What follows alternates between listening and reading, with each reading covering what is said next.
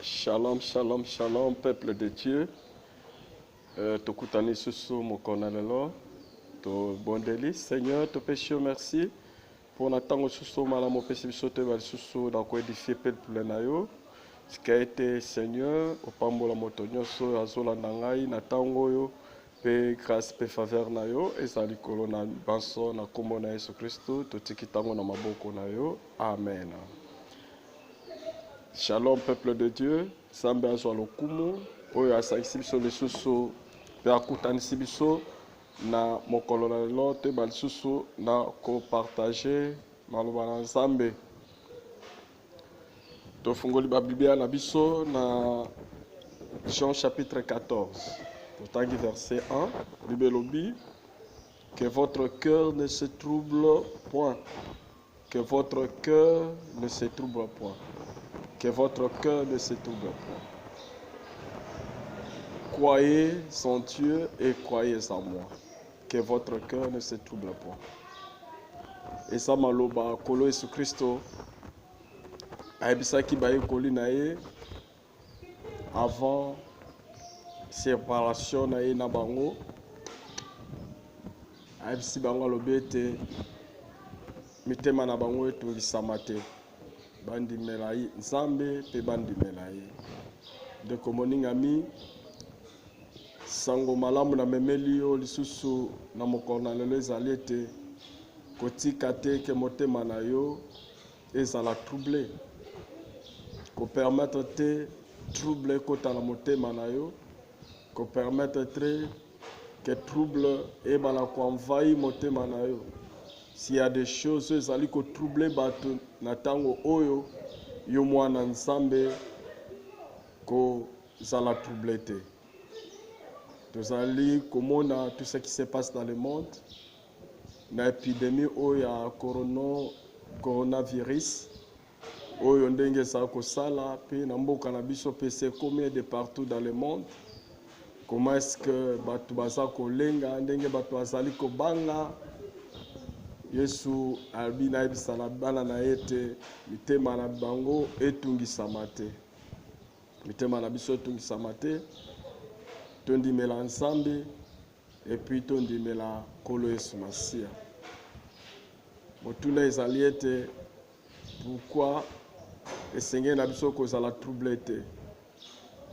Raison ezaka ase moko parce que mwasi akondima topé mobali na kondima azaka la confiance et pas ensemble.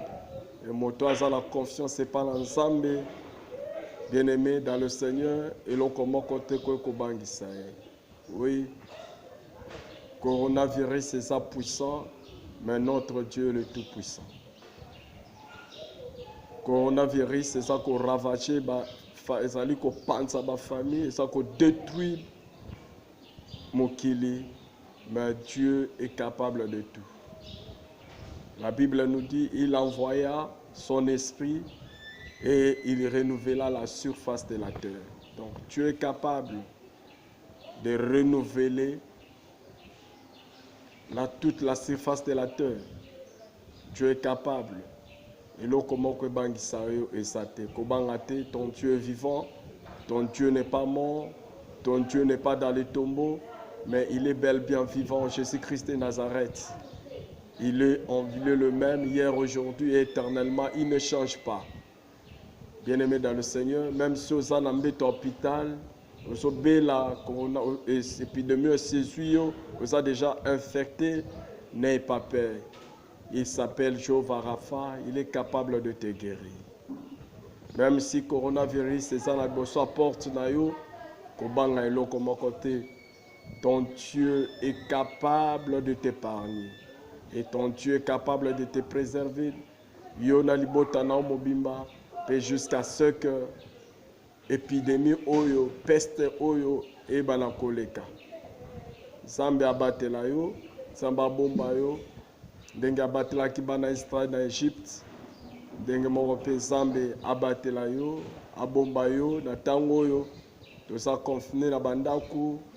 Et Nzambe atikaka baoya ete Nzambe abatela yo ata ya kolia ezate Nzambe akopouvoir. Ata mbongo kosomba kisi eza te, talelaka Nzambe. Nzambe alobi mitema na biso etungisama te. Tondimela Nzambe mpe tondimela Yesu Kristo. Batela kondima na yo epai na Yesu, batela kondima na yo epai na Nzambe, eloko moko ya koningisa kondima na yo te. La fois passée, nayebisaki na biso nalobaki ete quand le monde est bouleversé, nous sommes sans crainte. Pourquoi? Parce que l'Éternel est notre force. Parce que l'Éternel est notre retraite. Pourquoi? Parce que l'Éternel est notre soutien. Eloko moko ebangi sao te, eloko moko elengi sao te, ezala pasi tozala yango, ezala minyoko tozomona, ezala maladi oyo ezali kotungisa biso na ntango oyo, tobatela toujours kondima na biso, tosimba toujours kondima na biso, tolemba te kotalela Nzambe, todemere na présence ya Nzambe, tanga Biblia, lekisa batango na kobondela, e Nzambe atikaka ba oyo ayete na tango ya pasi. Yango ete na leleko oyo pe tango eza tango moko malamu mpona biso tokangama lisusu na Nzambe.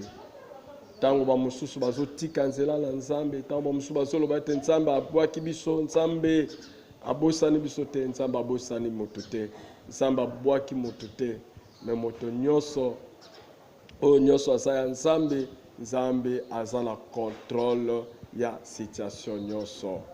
Ndeko moningami, batela makanisi na yo, batela motema na yo, e tika biyoka yoka Nzambe alingi yo, Nzambe azokobatela yo, Nzambe akosoutenir yo, Nzambe azali Nzambe oyo atonda bolingo, atikaka baoyo ayete.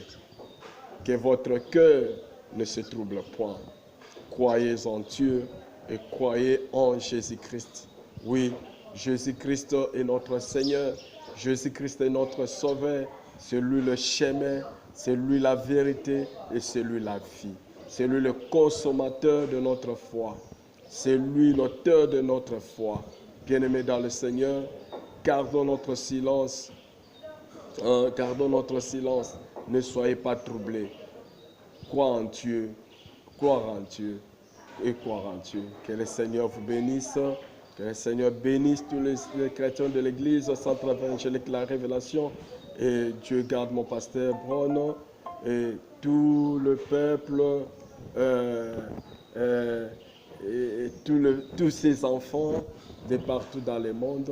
Nzambe abatela bango, Nzambe apambola batela bango basa na Europe, nazomona ma Belinda Ngonge, Mama Prudence, Frère JP, chez Kombo, et Nzambe abatela bino na États-Unis naomona Papa Tienda pe libota mobimba pe bandeko nyonso basakuna Mirlen, Nzambe apambola bino abatela bino, et de partout dans le monde Nzambe abatela basa na Angola, Nzambe abatela donc Nzambe abatela yo na frère d'ici ba frère Marco, Nzambe abatela pa bomba bino, frère Templa, Nzambe abatela bino nyonso tokanga makana Nzambe totika Nzambe ote touti na musika et makambo ezoleka oyo et surprendre biso te.